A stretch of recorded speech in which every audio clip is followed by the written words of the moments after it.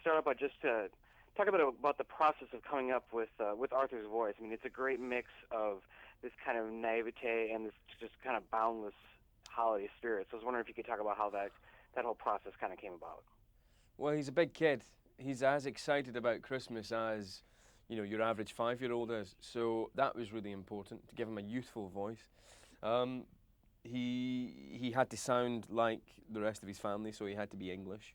And really, it was just down to the director and me just trying out a few different things to make him sound appealing, but also truthful as well. Anyway, we had to do a lot of smiling whilst talking because you can hear a smile, it seems, or you can hear the lack of a smile. So I had to do quite a lot of smiling whilst talking, which was very strange. But that's how we sort of approached the voice of Arthur. No, that makes perfect sense actually, because I've had other jobs before where they say you literally have to smile, like if you're talking on the phone or if you're recording a voice. So it makes Yeah. perfect sense that you said that.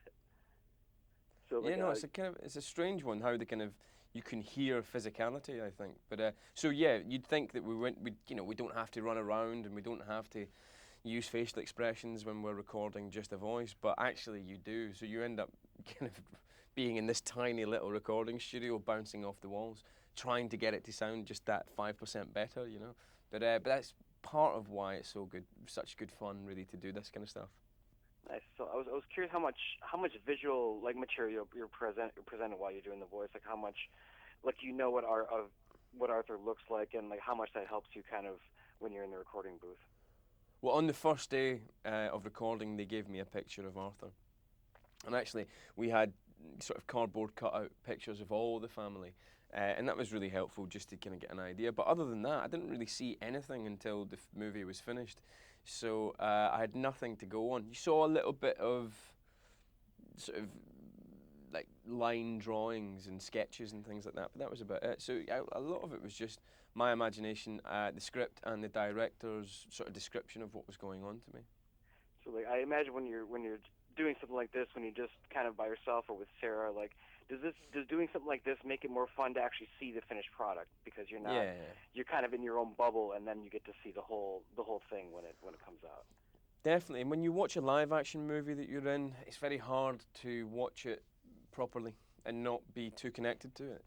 But I don't know how other actors feel about it, but when I do an animated movie, I find it such a joy to watch it because it doesn't feel like it's me. I feel so separate from it all. And because, I've probably only done 10 days work on that job in 2 years. So it doesn't feel like that movie that I sort of broke my back making for every day, 15-hour days for 3 months. It doesn't feel like that. So it's just a joy. I get to watch it like a proper fan, like a moviegoer, and I don't know. I prefer it. I really really enjoy it. That's great. So is there anything you could say? Is there any movement on any first class sequel at all? Or is there anything you can say about that? Yeah, I mean, there's no movement as far as I'm aware just yet. We're still waiting to hear from Fox Studios if they would like to do another one. The director has some great ideas. I don't know if he's pitched them or not to the studio, but yeah, we're still hanging around waiting to see if we're going to do it. But I know that me, the director, and Michael Fassbender, who played Eric Stroke Magneto, we're all very much up for it. So we'll wait for that phone call, I think. Excellent. So just wrap up. Just what would you like to say to anyone who's curious about Arthur Christmas, about why they should check it out in theaters next week? Why they should check it out? Because it's your quintessential Christmas movie. Really, a little bit early. Sorry about that, but it is fantastic. It's got big heart. It's got fantastic sense of humour, and it's got great, beautiful animation. It really is one of those ones that you'll be pleased to see next Christmas and the Christmas after that and the Christmas after that because I think it's a new classic. Wow, I've really set the bench high and talked up my own work, but it is really good. Check it out. Well, It's a I would classic.